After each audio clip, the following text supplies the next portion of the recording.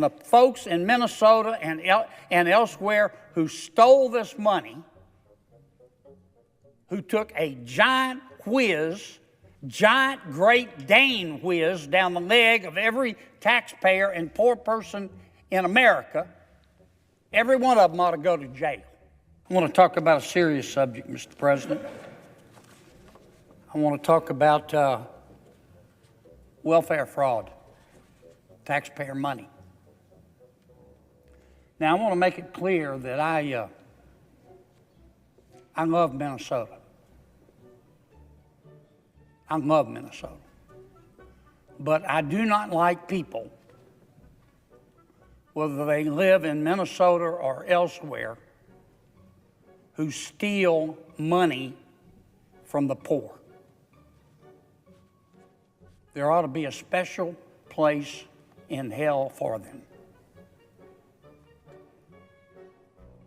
By now, unless you are still living in your parents' basement playing video games, you know that there has been massive welfare fraud in Minnesota.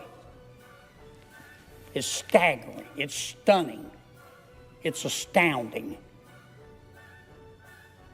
It may rise to the level of $9 billion of taxpayer money meant for the poor. $9 billion. Now, it's an uncomfortable truth that at this juncture, most of that fraud appears to be centered in the community of Minneapolis among people of Somali ancestry. Some have said and suggested that it's racist to say that. Facts are not racist. What I just said is just a fact. So far, there have been 90 people charged, most of whom are of Somali descent. That's just a fact. There are over 100,000 people of Somali ancestry in Minnesota, most of them in the Minneapolis-St. Paul area. And the vast majority of them vote in a bloc, as is their right. And a vast majority of them vote in a bloc for Democratic candidates, as is their right. Some will say Kennedy's being a racist for pointing that out. Let me say it again. Facts are not racist. They're facts. It's already come out at some of the trials. And not all of the folks being charged are of Somali ancestry. I want to make that very clear. But most of them are. Again, just a fact. I apologize for my voice. Now let me explain what this thievery, this industrial scale fraud was all about. It was centered around Medicaid. And as you know, Mr. President, Medicaid is a federal program administered by the states. We put up most of the money to provide health coverage for poor people, for pregnant women, for children, and for disabled people. Now, President Obama, through Obamacare, extended Medicaid to some folks in the middle class, but still the main purpose of Medicaid is to help poor folks and disabled folks. Because in America, we help our friends. You know, I was looking at a number the other day. In the last 50 years, the American economy has grown 142% in the last 50 years. The American economy has grown 142% in the last 50 years. Pretty extraordinary number. Welfare spending in America has grown 765%.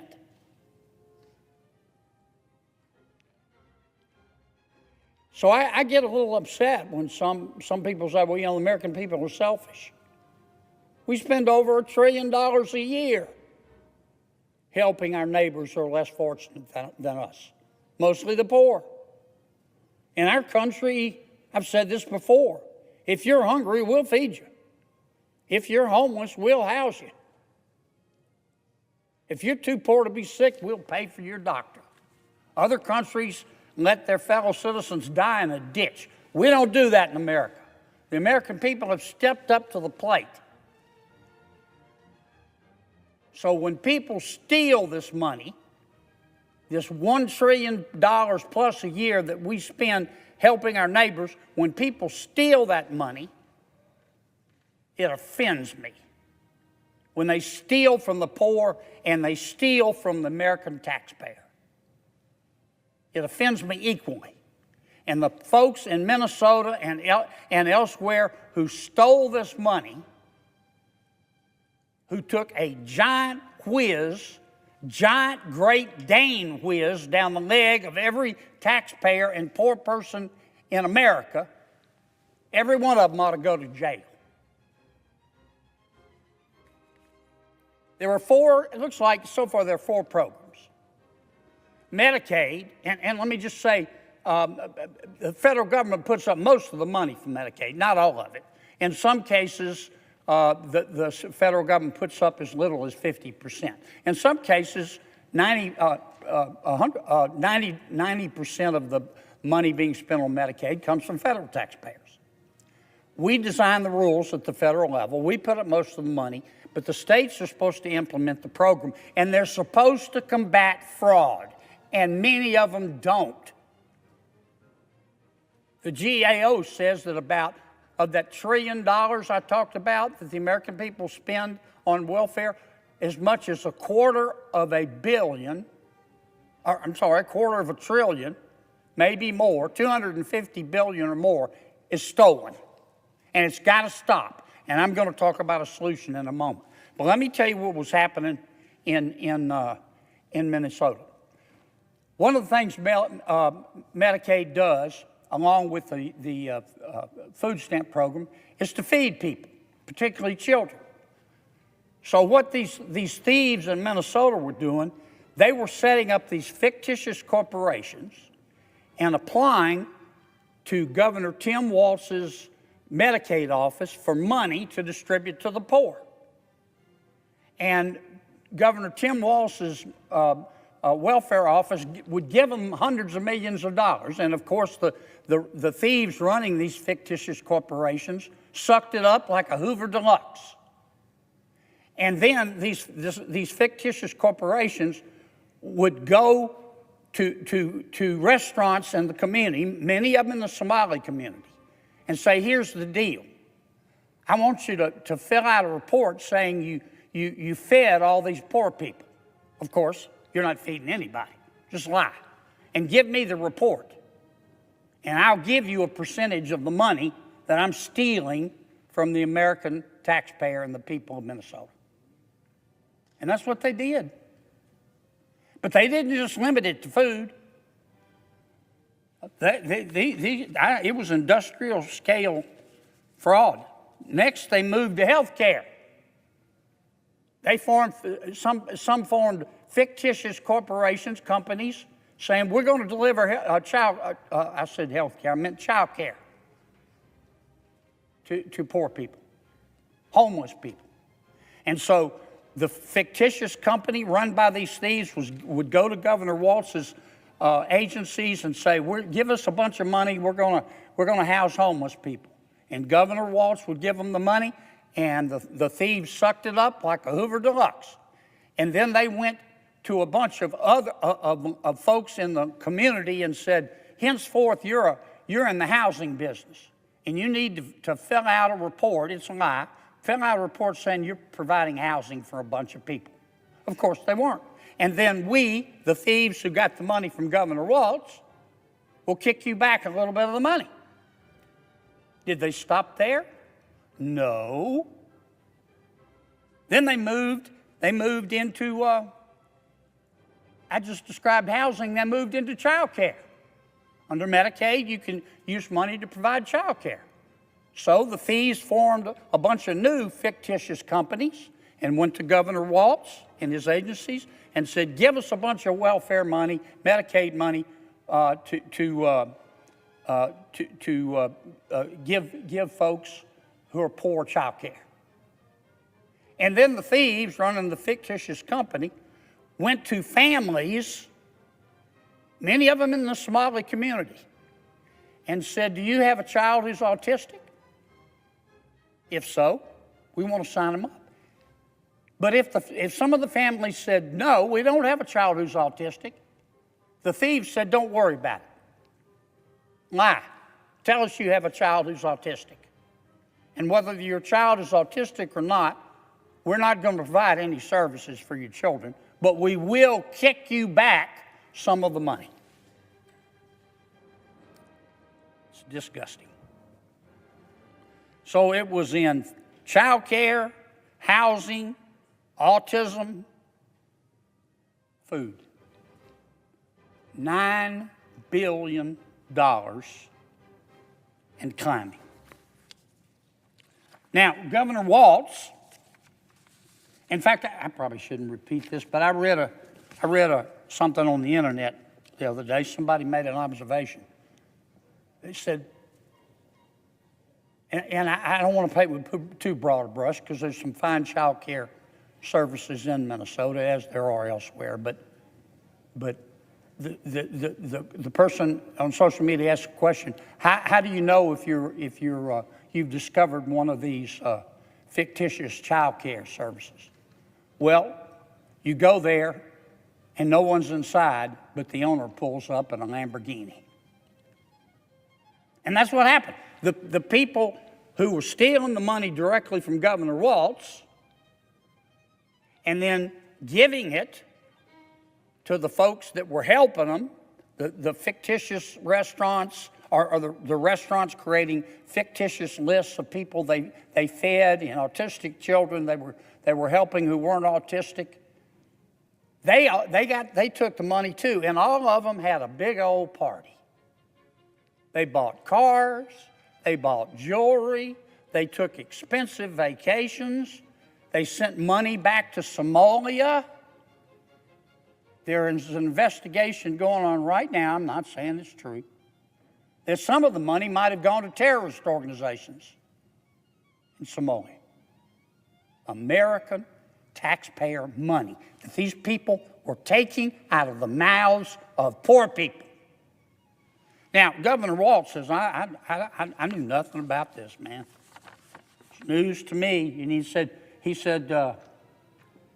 in fact, I'm taking some bold steps. He said, at first, I'm not going to run for a third term. I guess he needs more time. Hope he uses the time to prepare his defense, because he's got a lot to defend here. He knew what was going on. In fact, one of the lawyers representing one of the thieves in this case said many of the people, this was their excuse, said many of the people involved in the stealing thought that the state was okay with it. That's what he said. Here's his quote: no one was doing anything about the red flags. Red flags were everywhere. Nobody in state government, he said, was doing anything about the red flags. It was like someone was stealing money from the cookie jar and they kept refilling it. The state knew. And at one point, Governor Walz and some of his agencies said, whoa, maybe we ought to put a stop to this. And they backed off. They said, no more money for a while. Well, fresh hell broke loose. You know what happened? The largest, most powerful fictitious company run mostly by people of Somali ancestry, sent an email to the Minnesota state government. And they said that the state agency that was failing to promptly approve new applications and give us new money from, quote, minority-owned businesses, close quote, it was going to result in a lawsuit featuring accusations of racism that would be sprawled across the news. If you don't give us our money, we're going to call you racist. They did it. It's all come out in evidence at trial. In fact, a lady by the name of Kesa Megan, she's one of the good guys. She is a Somali American who used to work as a fraud investigator in the Attorney General's office, who, by the way, was just as involved as Governor Walz in turning a blind eye to all this. She says, and she said it in the newspaper, she said that elected officials, and particularly those who are part of the state's Democratic-led administration, were reluctant to take more assertive action in response to the allegations. Why? Here's her quote. There is a perception that forcefully tackling this issue might cause political backlash from the Somali community, which is a core voting bloc for Democrats. And she is among the few among many prominent figures in the Somali community who is speaking out against the fraud. In fact, at one point, a bunch of state employees, I don't remember how many, but they posted a letter publicly on social media saying Governor Walz knew about, and the Attorney General knew about this all the time. And we told them. We warned them early on. And you know what they did? They just stood there sucking on their teeth. They did nothing. And so you know what the state employees did? They went to the U.S. Attorney. They went to the U.S. Attorney. And the U.S. Attorney jumped all over this and said this is obvious fraud. And that's how all this got started. Now, what do we do about it? Well, first, I don't think that the only place this is happening is Minnesota. And certainly there are people involved in welfare fraud besides the few Somali Americans in Minnesota. And I mentioned the Somali Americans because it's just a fact.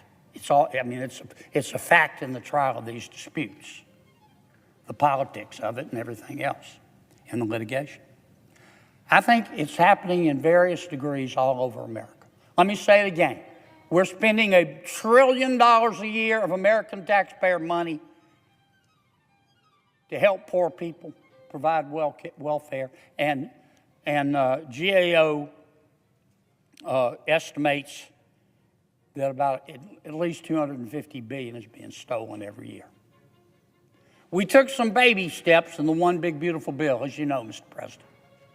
We tightened up eligibility requirements. We're requiring states to check twice a year to make sure people don't lie when they sign up for Medicaid or for food stamps or for housing assistance. We've implemented a work requirement, but we need to do more. We need to do more, and that's why we need to do another reconciliation bill. Now, I hope I'm wrong when I say this. I hope I'm wrong. I invite my Democratic colleagues in the Senate. I love them all to come forward and help us, but I just know politics, and you do too, Mr. President. A lot of them are going to be reluctant. So, but we don't need their assistance. We can pass a welfare security bill with all Democratic votes. If I could do it on my own, I would introduce the bill tomorrow.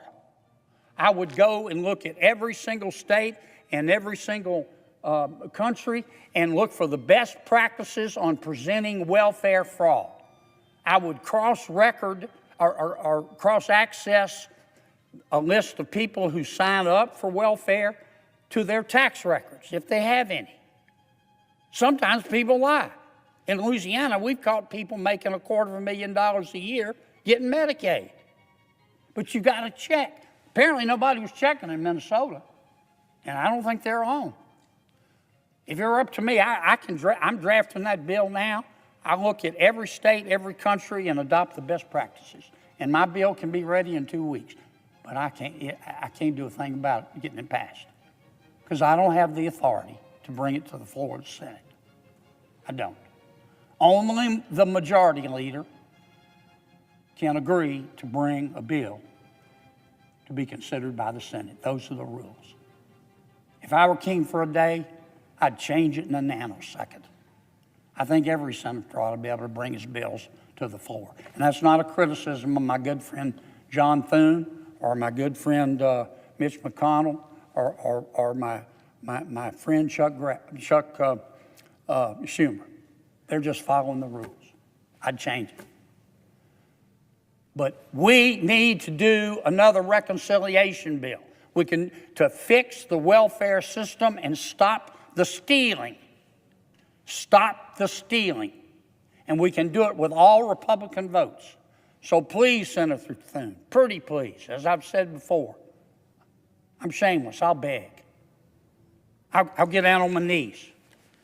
John, please bring another reconciliation bill. We can do so much, but we can start with fixing welfare fraud. Please, John, please let us do the bill. I don't want to end on a negative note. I might have hurt my back going down, Mr. President.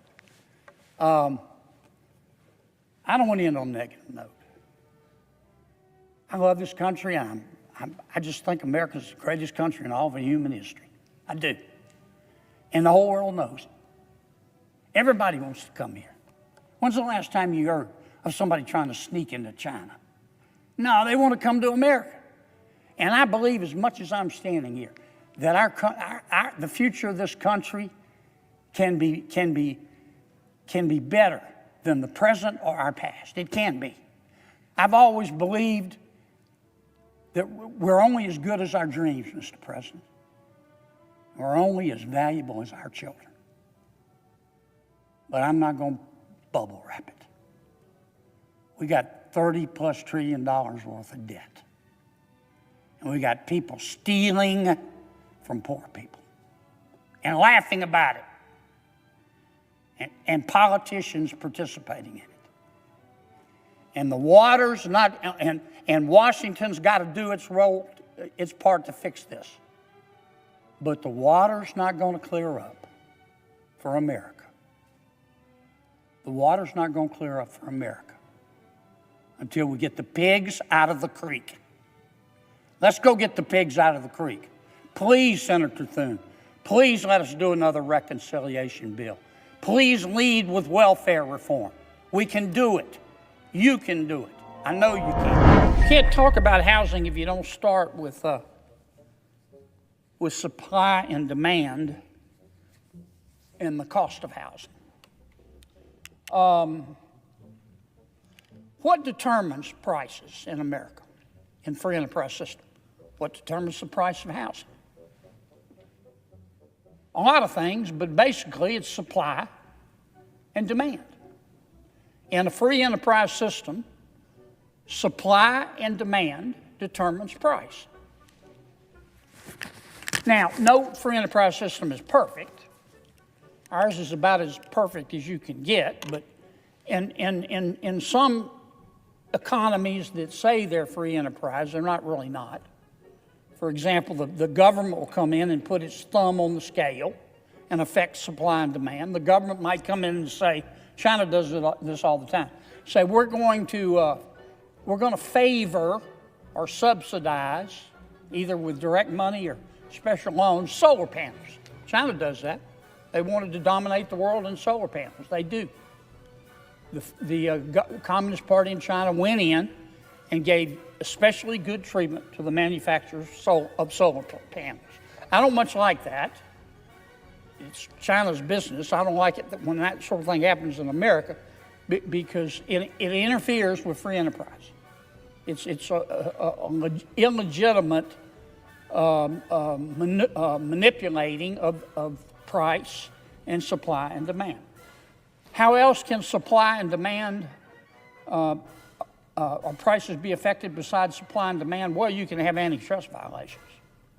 If all the makers of microwave ovens get together in a back room over cigars and a sip of whiskey and say they're going to fix prices at a certain price, they can run the price of microwave ovens up. That's a crime, too. It's illegal under the Sherman Antitrust Act. You can go to the pokey for that. So it's supply and demand. Well, what causes prices, specifically the cost of housing, to go up? Well, it's when demand for housing is greater than the supply of housing. Duh. It's not complicated. Remember when we had 9% inflation under President Biden? Not just in housing, but in everything else. I'll tell you how that happened. President Biden, he used the pandemic as an excuse, but we were past the pandemic. And he and my Democratic friends appropriated billions and billions and billions and billions of dollars, in many cases directly to the American people.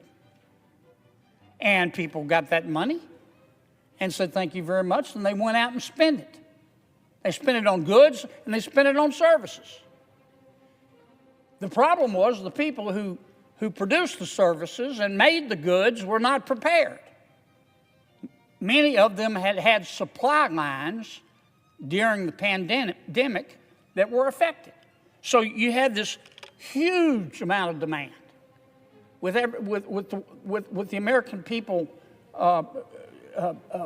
having a huge amount of money, and they wanted to buy, but the supply wasn't there. So what happened? Prices went up. At one point, prices went up to inflation reached 9%. Now, the good news is it has come down. So we're better, but we're not well. Inflation, I think new numbers came out today, they're at about 2.7%. That means prices are still going up. Many of them have come down. Prices are still going up. They're just not going up as quickly as they were going up under President Biden, thanks to the new economic policies adopted by the Trump administration and the Republican Congress. One of the things, though, that hasn't come down in price is housing. I mean, I don't need to tell the American people. It is just breathtaking. The average first-time home buyer in America today, I want you to think about this. To buy a home, you got to save up a down payment, and you got to have enough income so they'll loan you the money so you can comfortably pay the mortgage. The average person today, first-time home buyer, doesn't reach those parameters until they're 40 years old. 40 years old. Owning a home is the American dream. And housing's gone up everywhere. It's gone up in my state. It's gone up in the Northeast, the Southwest. It's really gone up in California. A refrigerator box behind an Outback costs $500,000 in California. Nobody can afford homes anymore. They just can't. Why is that? Well, you can hear a lot of experts talk about it. Some of them will say, well, it's interest rates, you know.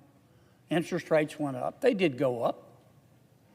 And some will say it's this and some will say it's that. But I'll tell you the main reason housing has gone up so much and hasn't come down. Because the demand for a house is greater than the supply. We don't have enough houses. We just don't. And you're probably thinking to yourself, well, why doesn't somebody build some? Well, the private sector's trying. But in many states, not all, but in many states and many cities, they're being stopped by local government. And you say, whoa, why would a councilwoman or a councilman in a city of 100,000 people in Colorado not want to see more houses built? I'll tell you why. Because that city council person, man or woman, controls the zoning laws and controls, through rules and regulations, housing starts. And a lot of the people, I'm not just picking on Colorado, this is true in every state. A lot of the people don't want more houses built. Why? Because they already own a house. And it's worth a lot of money. And it's a big part of their nest egg. And they know that if in their area more houses start being built, then the price of their home is going to go down and they're going to lose money. Now, I'm not picking on Colorado. That's true in Colorado. It's true in every state in our wonderful union. It's called NIMBY, not in my backyard. It's especially true in California, the most liberal state God ever put breath in. That's why we're not building more residential housing. That's why housing starts are not going up. Now, what's Congress's usual reaction to that? Well, we start passing bills telling the folks in local government how to do their job. You won't find housing starts in the United States Constitution. You won't find the subject of housing in the United States Constitution. It's a state, but it's really more of a local issue. Zoning laws are local. Some states may have a statewide zoning law, but most zoning laws, which determines housing starts, who can build houses and who can't, and what size they've got to be, and how big the lot is, and what the streets have to look like, that's up to the local governments, okay? And usually what happens, Congress lectures our friends in local government and says, you got to do this and you got to do that, and we're going to mandate this and we're going to mandate that. The truth is, we're not housing experts. We're not there in the community. That's why God created members of city councils and mayors. They are closest to the people. They should be in charge of housing. They should be in charge of zoning. They should be in charge of deciding what size the streets are, the lots are. But it's undeniable, and some are trying, but it's undeniable that a lot of them are saying, under political pressure from their constituents, we don't want new houses because it might affect the price of the existing houses, and the people whose houses go down in price won't vote for me. That's the way a lot of local folks think. Not all of them, but a lot of them. So what can we do about that? Short of us getting in the middle of the business of our cities and telling them what zoning laws should look like, here's what we can do. We could use a carrot and a stick. Every year, we send between $2 and $3 billion to cities across America. Every city gets a little bit of it. Some cases, a lot of it. But every year, just like clockwork, we appropriate sometimes it's really more like $3 to $4 billion. And we send that money through the Department of Housing and Urban Development, and based on the population in a city, they determine who gets what portion. And the local governments, they love what we call Community Development Block Grant money, CDBG funds. You say CDBG to a person in local government, they'll start salivating. They love this money like the devil loves sin. Why is that? Because it's free money, and they have a lot of discretion. They, meaning our friends in local government, have a lot of discretion on how they spend it. They can rehab public housing. They can build streets. They can use it for code enforcement without the government, a federal government, staring them down. So I came up with this idea, convinced Senator Elizabeth Warren to join me. And we drafted, and indeed passed, I'll talk about that in a second, a bill called the Bill Now Act. And it's really very simple. It says Elizabeth and I said, we're not going to tell local governments how to increase housing starts. We're just going to tell them if they do increase housing starts, we're going to reward them with more CDBG money. If they don't increase housing starts, we're going to take some of their money away. Carrot, stick.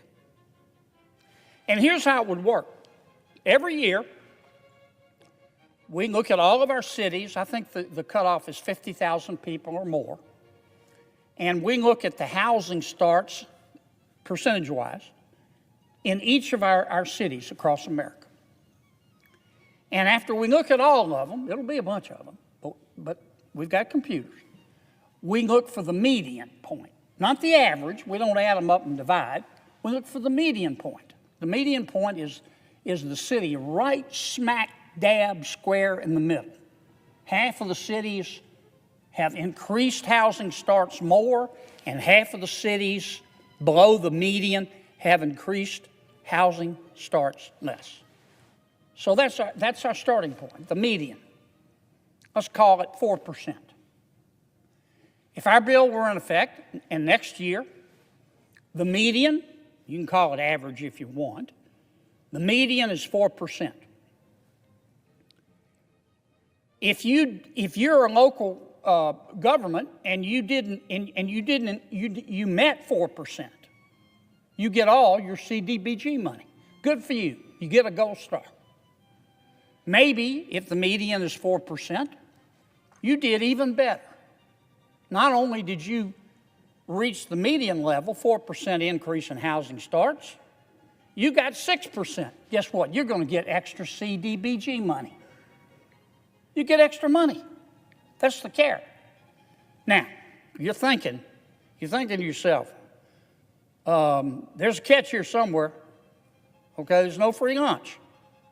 Somebody tells you something's free, Anything that's free, somebody had to pay for. Somebody had to work for it. Here's the catch. We're going to get that extra money to reward the cities that increased housing starts above the median. We're going to take it from the cities that don't, up to 10%. Now, what does that mean? That means we're not going to tell them, we're not going to tell our friends in local government whether to increase housing starts or decrease. And we're sure not going to tell them how to do it. They don't have to do a damn thing if they don't want to. But if they do increase housing starts, they're going to get extra money from the federal government. And if they don't, they're going to get less. And it will work. Others agree with me. Senator Warren and I passed the Build Now Act unanimously out of the Banking Committee. Every Democrat, every Republican voted for it. Then it came to the Senate floor. Every member of the Senate, every Democrat, every Republican said, we like it.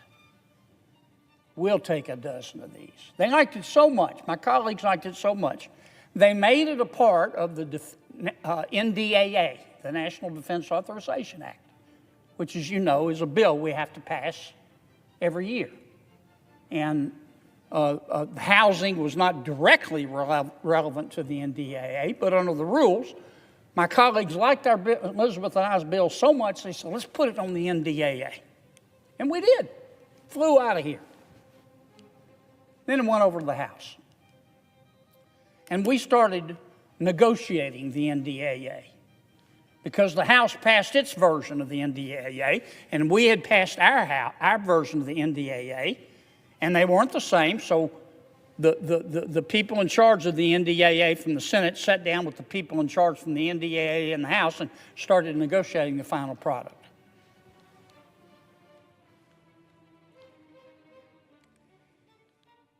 Let me choose my words carefully here.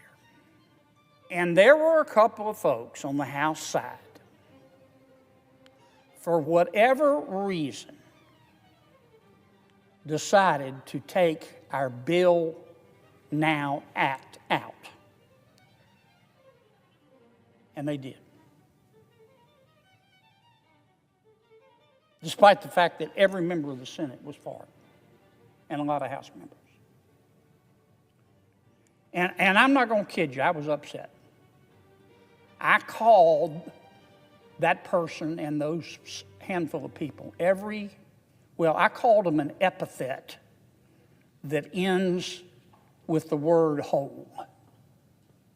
I did. But I swallowed it. I took it, so that's the legislative process.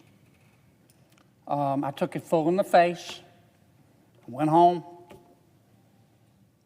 had a beer, petted my dog, tried to get over it, lived to fight another day. It was stupid, but they did it.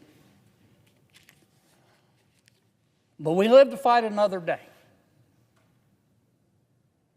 Now, when moms and dads lie down to sleep at night and can't in America today, I can tell you one of the things they're worried about is the cost of living.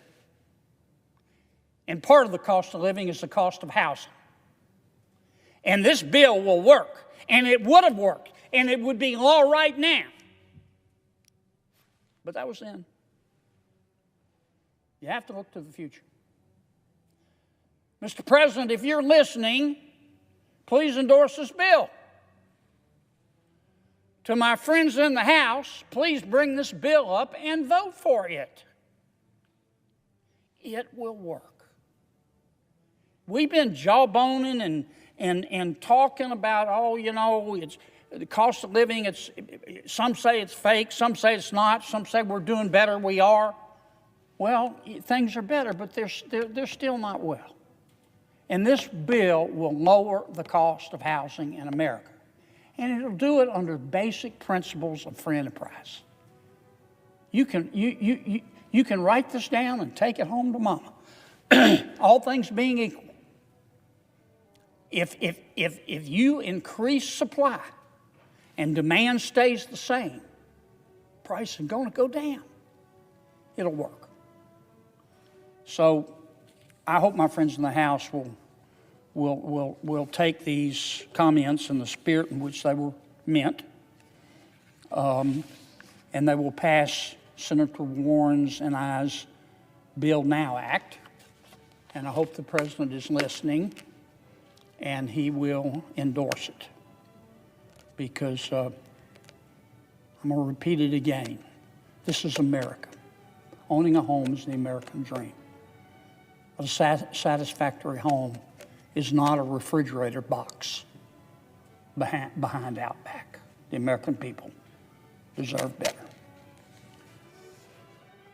Mr. Chairman, what would you like me to do next? Yield the floor? Quorum, ask for a quorum? I think I'll ask for a quorum. I get it. I think most of us get it. A lot of moms and dads throughout America tonight are going to lie down and try to sleep and not be able to. And when moms and dads throughout America lie down to sleep and can't, more times than not in America today, they're worried about the cost of living. I get that. These high prices started under President Biden, but that's not why I'm here today.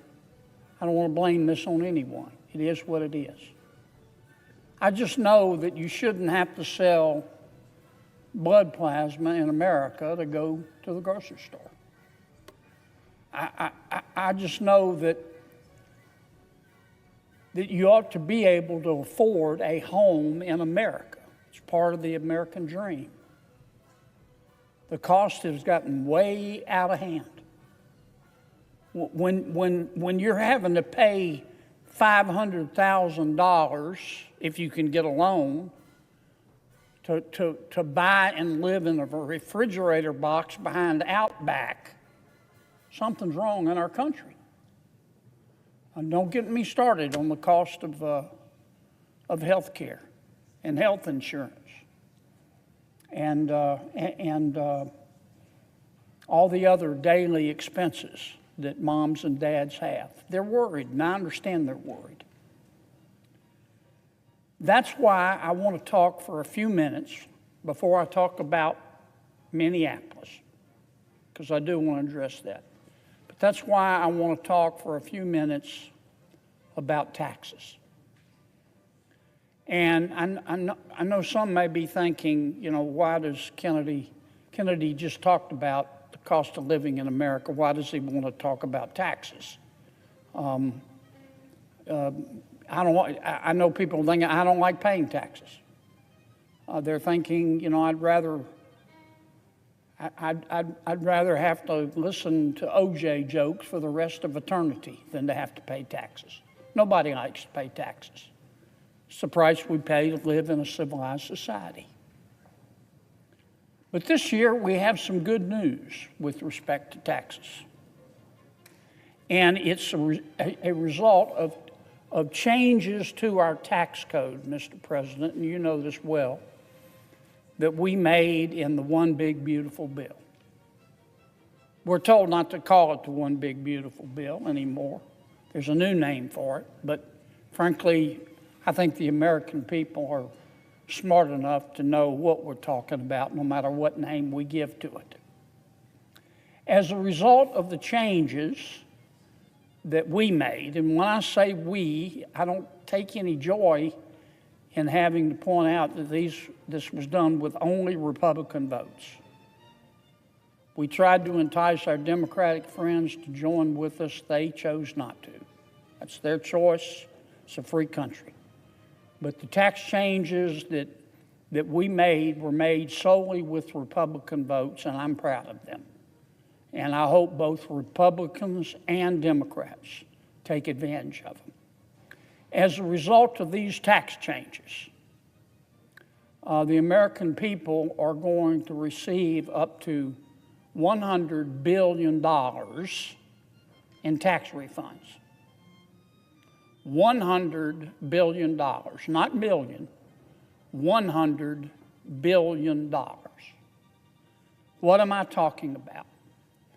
Many people, as you know, Mr. President, who are in the hospitality business are no longer going to have to pay for their 2025 taxes on tips. Not everybody. I don't want to overstate the case. But many of our people in the hospitality industry who make most of their income from tips, as a result of the changes we made for 2025, we meaning the Republicans, are not going to have to pay taxes on a portion of those tips.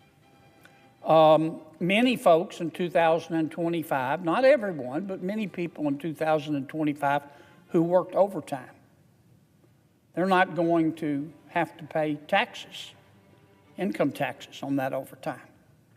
That also is contributing to this $100 billion that's going to be returned to the American people in tax refunds. In our One Big Beautiful Bill, we also increased the standard deduction for a two-parent or two-income household. We increased the standard deduction by $1,500. It's going to mean a lot of money back in people's pockets. The standard deduction for joint filers is now $31,500. As we were making these tax changes, and we again, regrettably, we did it with only Republican votes. We had to. But as we made these tax changes, we also put in a tax reduction for our seniors.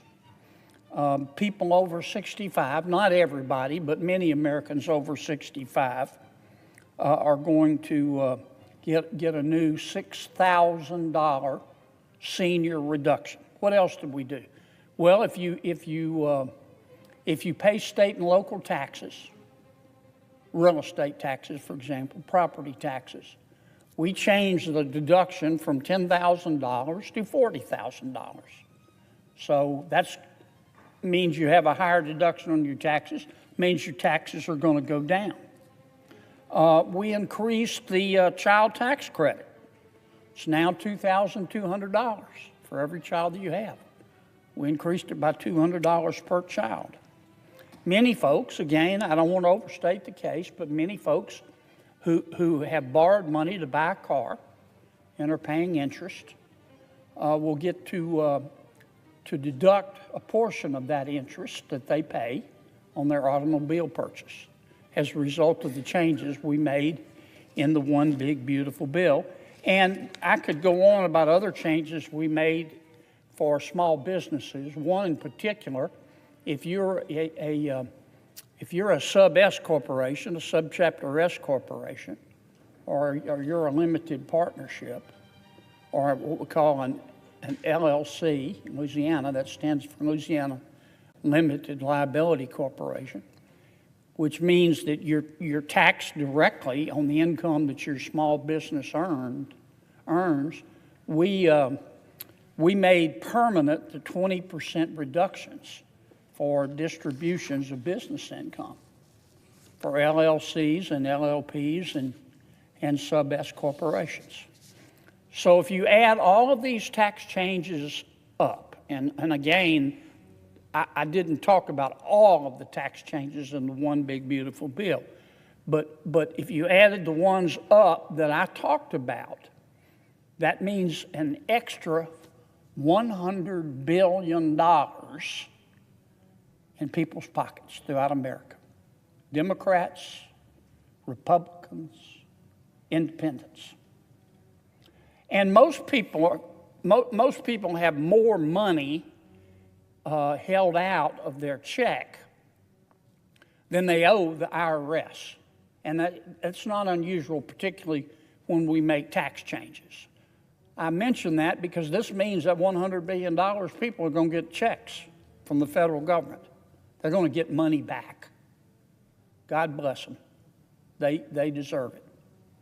Now, I've got a couple of tips about how you can get that money back quickly. If you're able to do three things. If you file early, file your tax return. If you want your money back as quickly as possible, file your tax return early. Number two, file electronically. I know for some that's a pain. I don't much like it. I like to file a paper return, but some people like to file electronically. Some people don't. But if you do file electronically, you're going to get your money back from the federal government more quickly. The third thing you need to do is to tell the federal government that you don't want a paper check. You'd like your money deposited directly into your bank account.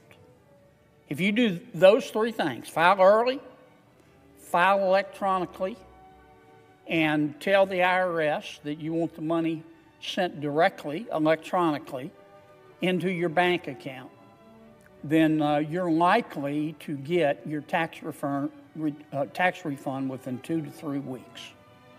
Your portion of that $100 billion. Thanks to the One Big Beautiful Bill that Republicans in the House and the Senate passed. That's going to help a lot in terms of dealing with the cost of living in America. And I'm very proud of our effort. Now, let me say a word about about Minneapolis. There's a lot we know. There's a lot we don't know. I want to talk about 3 things we do know. Number 1, the loss of life in Minneapolis was a tragedy. And if you can't admit that, you have a padlock on your heart. It was a tragedy.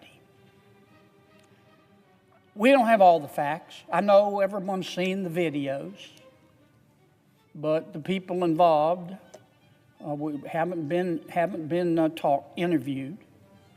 There are a lot of facts we have, but a lot of facts we don't have. And I am not going to rush to judge. I'm not going to rush to judge. President Trump has promised a full and thorough and transparent investigation. And I thank him for that. But regardless of what we find out, we all have to concede, we all should concede that the loss of life in Minneapolis was a tragedy. And I'm sorry it happened. Number 2, this is the second thing that I know. You don't have to be Einstein's cousin. You don't have to be a senior at Caltech to know that illegal immigration is illegal. Duh. It's illegal. And those of us who believe that no one is above the law, we all say we believe that. I believe it. No one, those of us who say that no one is above the law have to concede that people in our country illegally are not above the law either. The law applies to them as well. Our immigration statutes are not second-tier laws. They matter just as much as the other statutes that have been passed by the elected members of Congress. And just like the other laws, the immigration laws have consequences and should have consequences if you violate them. Now, so I guess what I'm saying, Mr. President, is I support enforcement of our immigration laws. Now, how you enforce those laws matters. Those laws, like all laws, have to be enforced in accordance with due process. Those immigration statutes, like all laws, have to be enforced in accordance with equal protection. Those laws have to be enforced in accordance with a well-known Supreme Court case, 1968, called Terry v. Ohio, which sets forth the standards. Reasonable suspicion is the standard chosen by the Supreme Court, by which someone can be stopped and questioned when a law enforcement official doesn't have probable cause. Terry v. Ohio has to be followed. So, number 1, illegal immigration is illegal. We should enforce our immigration laws, but how we enforce them matters. Third and final point. You have the right to protest in America. Let me say that again. You have the right to protest in America. You do not have the right to protest violently. And in fact, violence, as you protest, undermines the morality of the the thing that you're protesting over. Let me say that again. Violence, if you choose violence when you protest, that undermines the morality of the movement that you say your movement is based upon. You know who else understood that? Dr. King. King understood it. Gandhi understood it. Mandela understood it. Violently protesting, not protesting, but violently protesting undermines the morality that you say your cause is built upon. It's also dangerous. It's dangerous it's dangerous and it's stupid. It's 12-piece bucket of stupid. Because when you protest violently, when you interfere with a cop or an ICE officer, it's not going to end well. It's not. Under the best of circumstances, these officers are trying to enforce federal law. And the people with respect to whom they're trying to enforce federal law are, in most cases, I'm not going to say all cases, but in most cases are criminals. Not criminals because they're here illegally, though that too is a violation of our law, but criminals because they have violated other laws, in many cases felonies. And those ICE officials, those cops are scared. They're scared. They're dealing with someone who could be armed, someone who could be dangerous. So you've got a powder keg. And when protesters choose to protest violently and harass those ICE officials and blow whistles in their ears and block their way and spit in their faces and curse them and curse their children, they're giving off sparks in a powder keg. And it's not going to end well in many cases. And the truth of the matter is, it's been my experience in life, most, I'm not going to say all, most cops will leave you alone unless you do illegal stuff. So, as we go forward in America and try to enforce our laws in conformity with the United States Constitution, as we go forward together in America, and while we're respecting people's constitutional rights, we respect our law enforcement officials who are doing a very difficult job. As we go forward in America today, as the President has promised, to have a full and fair and transparent investigation of the tragic loss of life in Minneapolis, I hope we can keep those three things that I think all of us can agree upon in mind. I'm sorry we're at this point, but I believe that our future can be better than our present, and certainly than our past. Thank you, Mr. President, and I yield the floor to my esteemed colleague.